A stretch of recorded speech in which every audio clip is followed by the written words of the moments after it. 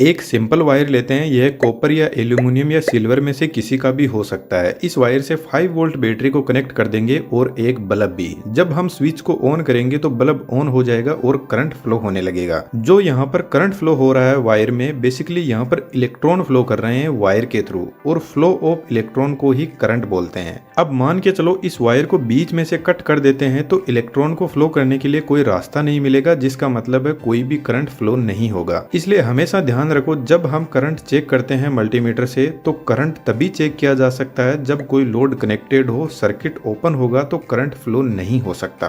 अब जो current wire से फ्लो हो रहा है सेम वही करंट मल्टीमीटर से फ्लो होगा, तभी मल्टीमीटर करंट बता पाएगा कि कितना करंट फ्लो हो रहा है। इसलिए मल्टीमीटर को भी सीरीज में कनेक्ट करते हैं वायर के साथ में, तो मल्टीमीटर इलेक्ट्रॉन के फ्लो को चेक करता है और हमें करंट की इंफॉर्मेशन देता है। और जिस डिवाइस से करंट चेक किया जाता है उसको एमीटर बोलते हैं और एम्पियर करंट की यूनिट होती है। लेकिन यह मल्टीमीटर बहुत सारे मीटर का अकेला ही काम परफॉर्म कर देता है। अब यहाँ पर जो बैटरी लगी है इस पर हमेशा वोल्टेज लिखा रहता है। वोल्टेज एक इलेक्ट्रिकल प्रेशर होता है जो करंट को फोर्स लगाता है आगे बढ़ने के लिए। यदि हम मल्टीमीटर को डायरेक्ट प्लग में लगा देते हैं तो वह हमें वोल्टेज बता देगा, जिसका मतलब है वोल्टमीटर हमेशा पैरेलल में कनेक्ट किया जाता है। जो फेज वायर होता है उसके पास में 220 वोल्ट होता है और न्यूट्रल वायर के पास में 0 वोल्ट होता है जब तक लोड कनेक्ट ना किया जाए। न्यूट्रल वायर सिर्फ फेज वायर से जो 220 वोल्ट आ रहे हैं उनको वापस रिटर्न पाथ प्रोवाइड करवाता है। तो जब तक स्विच बंद है और आप न्यूट्रल वायर को हाथ से टच भी कर लेते हो तो आपको करंट नहीं लगेगा। जब मल्टीमीटर को इन दोनों वायर को टच किया जाएगा तो मल्टीमीटर इन दोनों वायर के बीच में जो वोल्टेज डिफरेंस है उसको हमें शो करेगा। रेजिस्टेंस ठीक जिस तरीके से फ्रिक्शन काम करता है उसी तरीके से करंट के लिए फ्रिक्शन का काम रेजिस्टेंस करता है, जिसका सिर्फ एक ही काम होता है, पावर को लॉस करना। अब हर मेटल का रेजिस्टेंस होता है, कुछ का कम कुछ का ज्यादा। इसलिए हमारे घरों में जो मेन वायरिंग होती है उसमें कॉपर वायर को काम में लिया जाता है, क्योंकि उसका रेजिस्टेंस कम होता है, जिसकी वजह से वह गर्म कम होगा और गर्म कम होगा तो वह ज्यादा लोड उठा पाएगा। अब रेजिस्टेंस के भी कुछ भाई बहन होते हैं जिनको इम्पीडेंस, एडमिटेंस, रिएक्टेंस बोलते हैं। यह भी पावर लॉस ही करते हैं लेकिन अलग अलग तरीके से। अब वोल्टेज, करंट और रेजिस्टेंस से मिलकर एक बहुत ही फेमस ओम का नियम बनता है, जिसको शॉर्ट में voltage is equal to current into resistance बोलते हैं। अब मानकर चलो एक सर्किट है जिसमें बहुत सारे बल्ब सीरीज में कनेक्टेड है। यदि कहीं से भी वायर टूट गया तो सभी के सभी बल्ब बंद हो जाएंगे, क्योंकि करंट इस पॉइंट से आगे फ्लो होगा ही नहीं। तो क्या हम कह सकते हैं कि जब कनेक्शन सीरीज में कनेक्टेड होता है तो करंट जितनी भी डिवाइसेस लगी है उनके पास सेम होता है। और दूसरी सबसे बड़ी बात, जैसे 5 वोल्ट इन चारों बल्ब के सामने अपीयर हो रहा है तो हर बल्ब को 1.25 वोल्ट मिलेगा। अब वोल्टेज डिवाइड हो गया, जिसका मतलब है चारों बल्ब कमजोर जलेंगे। अब इन्हीं बल्ब को यदि हम पैरेलल में कनेक्ट कर देंगे तो इनमें से कहीं से भी वायर टूट भी गया तो बाकी के बल्ब पर कोई फर्क नहीं पड़ेगा, क्योंकि करंट का रास्ता आगे बढ़ने के लिए बना हुआ है। इसलिए हमारे घरों में वायरिंग पैरेलल में की जाती है। इसका सबसे बड़ा फायदा यह भी है कि सभी डिवाइसेस अच्छी तरीके से काम करते हैं, क्योंकि पैरेलल में वोल्टेज सेम रहता है और करंट डिवाइड हो जाता है। अब सबसे बड़ा कंफ्यूजन होता है पावर को लेकर। वोल्टेज करंट तो ठीक है, पावर क्या होती है? बेसिकली पावर वोल्टेज और करंट का प्रोडक्ट होता है। जैसे यह बल्ब 5 वोल्ट का है और जब इसको ऑन करते हैं तो 2 एम्पियर का करंट कंज्यूम करता है, तो इसकी पावर कंजम्पशन हो जाएगी 5 × 2 is equal to 10 watt. Watt power की यूनिट होती है, लेकिन जो डिवाइस रोटेट करती है जैसे मोटर, उनकी power rating mostly horse power में यानी एचपी में होती है। बस कहने का फर्क है, और एचपी और वाट दोनों पावर की ही यूनिट है। एक एचपी में कितने वाट होते हैं कमेंट में जरूर से लिखना। अब यह बल्ब 10 वाट पावर कंज्यूम करेगा, लेकिन कितनी देर में? तो जब यह 1 घंटा ऑन रहेगा तब जाकर 10 वाट कंज्यूम करेगा, जिसको कई बार वाट आवर भी लिख दिया जाता है। जब 1000 वाट होता है उसको हम 1 किलोवाट भी बोल सकते हैं या फिर 1 यूनिट भी बोल सकते हैं। जब डिवाइस को बनाया जाता है तो उसकी पावर कंजम्पशन उसके यूज के हिसाब से सेट की जाती है, जिसका मतलब है पावर फिक्स होती है किसी भी डिवाइस की, हम उसको बदल नहीं सकते। अब हमारे पास में 2 टाइप के करंट होते हैं, अल्टरनेटिंग करंट और डायरेक्ट करंट, जिसकी वेवफॉर्म कुछ इस टाइप की होती है। सबसे पहले अल्टरनेटिंग करंट की बात करते हैं। हमारे घरों में जो 220 वोल्ट की सप्लाई आती है वह एसी ही होती है। इसमें जो करंट का फ्लो होता है वह कुछ इस टाइप का होता है। यह एक साइकिल होती है जो 360 डिग्री की होती है और 1 सेकंड में ऐसी 50 साइकिल कंप्लीट होती है, जिसको हम फ्रीक्वेंसी बोलते हैं 50 हर्ट्ज की। हर्ट्ज फ्रीक्वेंसी की यूनिट होती है। तो जब हमें इलेक्ट्रिक शॉक लगता है तो यह करंट हमें 1 सेकंड में 50 बार ऐसे तोड़ मरोड़ना चाहता है, पर हमारी बॉडी इतना फास्ट मूव नहीं कर पाती है, तो हमें जोरदार झटका लगता है और यह ज्यादा देर तक रह गया तो हम मर भी सकते हैं। मानकर चलो इस वायर में 220 वोल्ट की सप्लाई दी हुई है और करंट फ्लो हो रहा है। अब बात ऐसी है कि करंट हमें आंखों से दिखाई नहीं देता है, बस उसको महसूस किया जा सकता है। लेकिन इस वायर के आसपास में कुछ और भी ऐसा हो रहा है जो हमें दिखाई नहीं दे रहा है। यह 220 वोल्ट की सप्लाई इस वायर के पास में अपना एक फील्ड जनरेट करती है जिसको मैग्नेटिक फील्ड बोलते हैं। आपने बहुत बार लोगों से कहते हुए सुना होगा हाई वोल्टेज लाइन के बारे में कि इसके पास में मत जाओ वरना यह अपनी तरफ खींच लेगी। तो इसके पीछे का रीजन समझ लेते हैं। यह एक स्प्रिंग लोडेड रोड है जो कुछ इस तरीके से मूव कर रही है। इस रोड के दोनों साइड में कुछ हवा के पार्टिकल भी है जिन पर यह फोर्स लगाती है अपने मूवमेंट से। अब यह रोड तो सिर्फ इतनी ही दूरी में मूव कर रही है, लेकिन यदि इस पोजीशन पर हम बारीकी से हवा का फोर्स ऑब्जर्व करेंगे तो हमें थोड़ी बहुत हवा का फोर्स फील होगा। ठीक ऐसा ही अल्टरनेटिंग करंट के साथ में होता है। जब यह वेवफॉर्म इस तरीके से ट्रेवल करती है तो इसके पास में जो एयर पार्टिकल होते हैं उनको यह चार्ज कर देती है, और जब हम उसके पास में जाते हैं तो हमें इस वायर को टच करने की जरूरत नहीं है, दूर से ही हमें इलेक्ट्रिक शॉक लगता है। लेकिन डरने की बात नहीं है, जो हाई वोल्टेज लाइन होती है वही अपने आसपास के एरिया को चार्ज करके रखती है। हमारे घरों में जो सप्लाई आती है वह सेफ होती है। अल्टरनेटिंग करंट का एक और फायदा है, यह इस पॉइंट पर जीरो हो जाता है, तो बाय चांस हमें इलेक्ट्रिक शॉक भी लग गया तो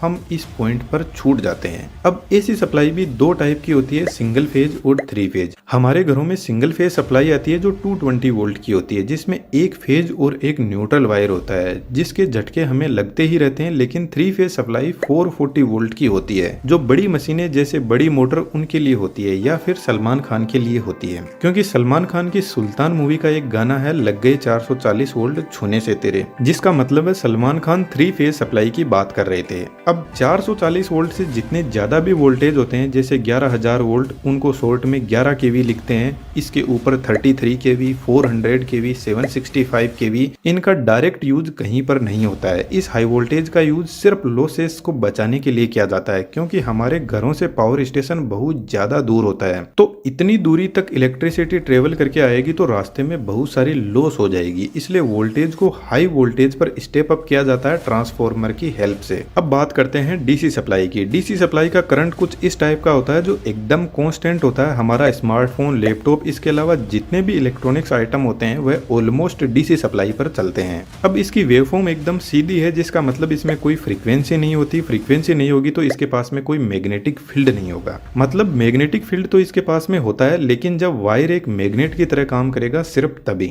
डीसी करंट को बैटरी में स्टोर किया जा सकता है लेकिन एसी करंट को नहीं। लेकिन एसी को डीसी में या फिर रिवर्स भी किया जा सकता है। एक छोटा सा आपके लिए क्वेश्चन है, जो डिवाइस एसी को डीसी में बदलती है उसको क्या बोलते हैं, कमेंट में जरूर से लिखना। डीसी करंट एसी से बहुत ज्यादा पावरफुल होता है। यदि डीसी का शॉक लग गया तो छूटने के कम चांस रहते हैं और मरने के ज्यादा। लेकिन चिंता की बात नहीं है, 12 वोल्ट डीसी जो बैटरी में होता है वह इतना खतरनाक नहीं होता है। 50 वोल्ट से ज्यादा यदि कोई डीसी करंट है तो वह बहुत ज्यादा पावरफुल है, हमें बहुत नुकसान पहुंचा सकता है। 12 वोल्ट डीसी भी बहुत पावरफुल होता है। यदि आपने गाड़ियों में 12 वोल्ट की बैटरी से जो केबल लगी हुई है उसकी साइज देखोगे तो आपको पता चलेगा कि यह कितना पावरफुल करंट है। डे बाय डे पॉपुलेशन बढ़ रही है तो पावर कंजम्पशन भी बढ़ रही है, इसलिए बिजली कंपनियां डिमांड के हिसाब से नए नए जनरेटर अपने पावर प्लांट में इंस्टॉल करती रहती है। पावर जनरेशन को बढ़ाने के लिए हम इलेक्ट्रिसिटी के एंड कंज्यूमर है, लेकिन इलेक्ट्रिसिटी जनरेशन से लेकर हमारे घर तक पहुंचने का जो सफर है वह बहुत ही कॉम्प्लिकेटेड और लॉन्ग है,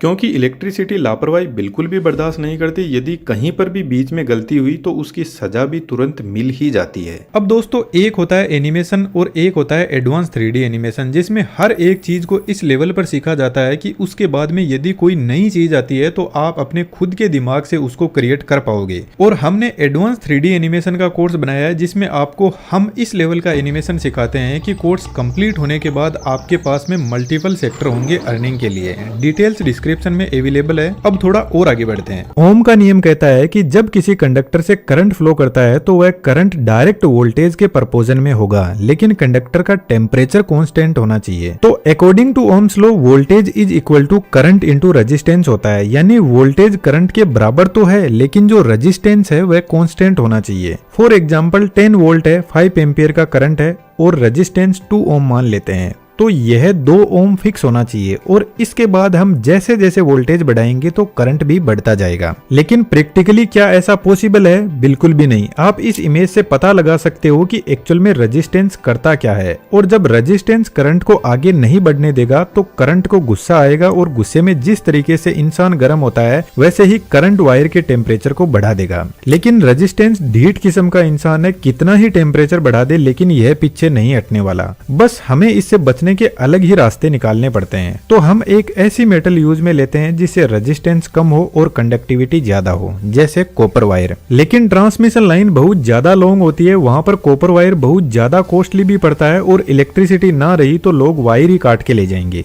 आपको पता है पावर फिक्स होती है, उसको बदल नहीं सकते, लेकिन वोल्टेज और करंट पावर के ही सुपुत्र है, इन्हीं से पावर बनती है। थोड़ा आसान एग्जाम्पल से देख लेते हैं। जैसे ये जनरेटर 100 वाट पावर जनरेट कर रहा है तो 50 वोल्ट हो जाएंगे और 2 एम्पियर करंट हो जाएगा और टोटल हमें 100 वाट मिल जाएगी। अब हम चाहें तो करंट को 4 एम्पियर करके वोल्टेज को 25 कर सकते हैं, पर पावर फिक्स रहती है क्योंकि जनरेटर एक मैकेनिकल डिवाइस है। यदि इसकी कैपेसिटी हमें 100 वाट से ज्यादा बढ़ानी है तो हमें इसमें मैकेनिकल चेंजेस करने होंगे। अब धीरे धीरे थोड़ा लेवल बढ़ाते हैं, आप भी अपना फोकस बढ़ाइएगा। यह जो 100 वाट है ना, यह एक्टिव पावर है, ओरिजिनल पावर कोई और ही है। तो इस पावर के भी पिताजी है और उनका नाम है एपेरेंट पावर, या फिर एक्चुअल पावर, या फिर रियल पावर भी बोल सकते हैं। कंफ्यूज नहीं होना है, बहुत आसानी से समझेंगे। यदि आप किसी ट्रांसफॉर्मर या फिर बड़े जनरेटर के पास में जाओगे तो उसके ऊपर कभी भी पावर नहीं लिखी रहती है, उसके ऊपर रियल पावर लिखी रहती है। बड़े जनरेटर के केस में जैसे 1500 मेगा वोल्ट एम्पियर है, वोल्ट एम्पियर इस रियल पावर की यूनिट होती है।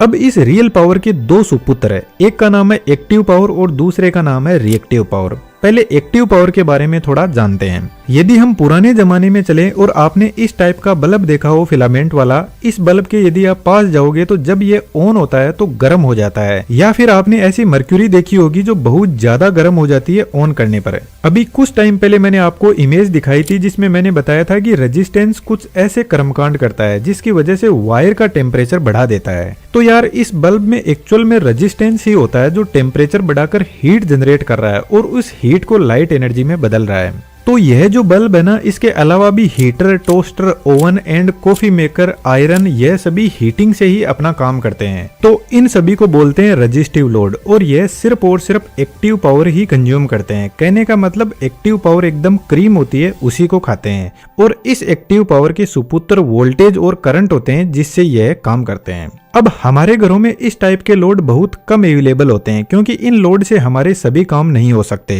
तो कुछ अदर लोड भी हमारे पास में होते हैं जैसे induction motor, washing machine, air conditioner. और यह जो लोड है ना, इन सभी में मोटर लगी रहती है और मोटर में कोयल होती है। इस कोयल को हम इंडक्टर भी बोलते हैं। और यह जो कोयल होती है ना, इसमें थोड़ा बहुत रेजिस्टेंस भी होता है जिसकी वजह से जब मोटर चलती है तो गर्म भी होती है। इसमें जो रेजिस्टेंस होता है ना, उसको बोलते हैं रिएक्टेंस। अब आप बोलोगे यह क्या बला है? इस बला को तो हम बाद में देख लेंगे, बस इतना ध्यान रखो कि जो इंडक्टर वाले लोड होते हैं ना, उनको इंडक्टिव लोड बोलते हैं।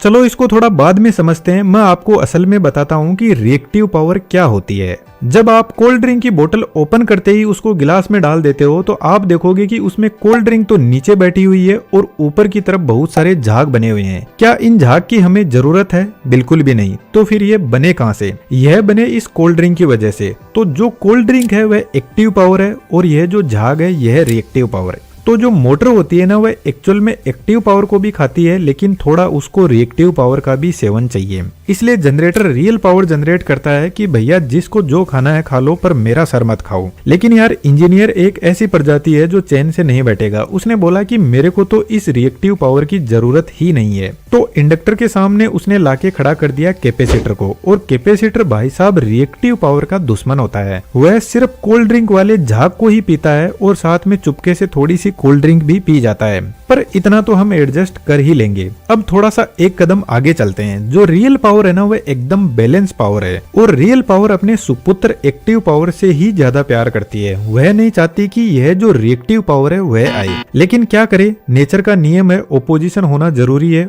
पोजीशन के बिना कुछ काम होता नहीं है सही से। तो फिर रियल पावर ने क्या किया, एक पावर फैक्टर नाम का एजेंट बनाया स्पेशली रिएक्टिव पावर को सुधारने के लिए, क्योंकि प्रॉब्लम रिएक्टिव पावर खड़ी करती है। यह कुछ पावर को वेस्ट कर देती है और एपेरेंट पावर चाहती है कि वह पावर वेस्ट ना करे। अब जब मोटर चलती है तो वह एक्टिव पावर तो कंज्यूम करेगी ही करेगी, वह तो फिक्स है, लेकिन रिएक्टिव पावर को भी कंज्यूम करेगी। और रिएक्टिव पावर पावर फैक्टर की टांग खींचती है और अपने पलड़े को भारी कर देती है, जिससे पावर फैक्टर डाउन होने लगता है। तो हम बोलते हैं कि पावर फैक्टर लेग कर रहा है, यानी लेगिंग पावर फैक्टर है। और यह वोल्टेज को कम कर देता है, और वोल्टेज कम होगा तो कोई भी इक्विपमेंट सही से काम नहीं कर पाएगा। तो पावर फैक्टर वापस बैलेंस करने के लिए कैपेसिटर को लेकर आता है, और यह जो रिएक्टिव पावर टांग खींच रही थी इसको बैलेंस करता है। अब मैं आपको रियल गेम बताता हूँ। बड़ी बड़ी जो इंडस्ट्रीज होती है या हमारे घर की ही बात कर ले तो 90% लोड इंडक्टिव ही होते हैं। तो हमारे घर वाले लोड से तो जनरेटर को कोई खास फर्क पड़ेगा नहीं, लेकिन बड़ी इंडस्ट्री में इंडक्टिव लोड पावर फैक्टर को बहुत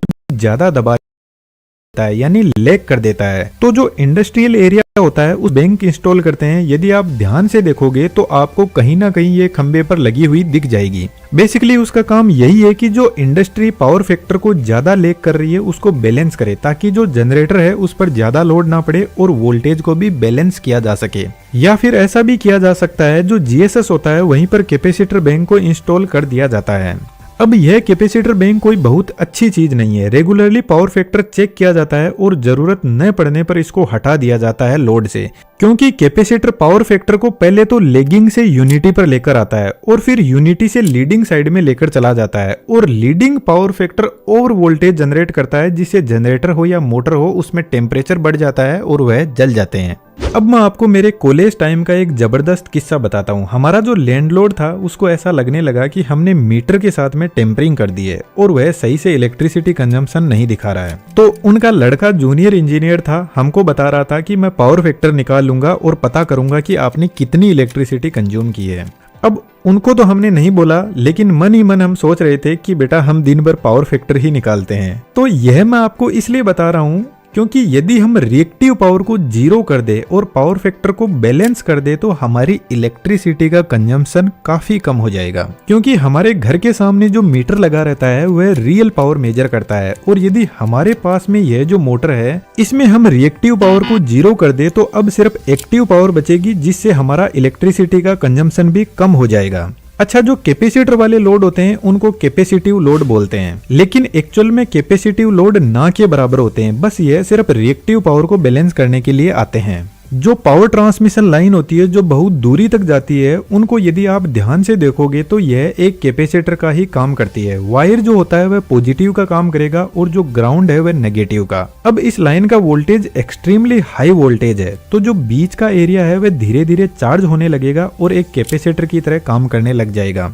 जिस वजह से रिसीविंग साइड है वहां पे वोल्टेज सेंडिंग साइड से बहुत ज्यादा हो जाएगा, जिसकी वजह से वोल्टेज रेगुलेशन की प्रॉब्लम होती है। तो लॉन्ग ट्रांसमिशन लाइन में कैपेसिटिव इंटरफेरेंस को बैलेंस करने के लिए ट्रांसमिशन लाइन में शंट रिएक्टर लगाए जाते हैं। यह देखने में सेम टू सेम ट्रांसफॉर्मर जैसे ही होते हैं, लेकिन यह कैपेसिटिव इफेक्ट को बैलेंस करते हैं। तो कहने का मतलब यदि इंडक्टिव इफेक्ट ज्यादा है तो कैपेसिटिव उसको बैलेंस करेगा, और कैपेसिटिव ज्यादा है तो इंडक्टिव उसको बैलेंस करेगा। और जो प्योर रजिस्टिव लोड होते हैं वह एकदम यूनिटी पावर फैक्टर पे काम करते हैं। वह ना ही तो पावर फैक्टर को लैग करते हैं ना ही लीड करते हैं। मेरे ख्याल से इतना बेसिक नॉलेज इंजीनियरिंग फील्ड से जो नहीं भी है उनको भी होना चाहिए, क्योंकि इलेक्ट्रिसिटी से हमारा बहुत क्लोज रिलेशन है। वीडियो को लाइक जरूर से कीजिएगा, आपके डाउट कमेंट में जरूर से लिखना, मैं आपके हर वैल्यूएबल कमेंट का रिप्लाई करूंगा। Thank you.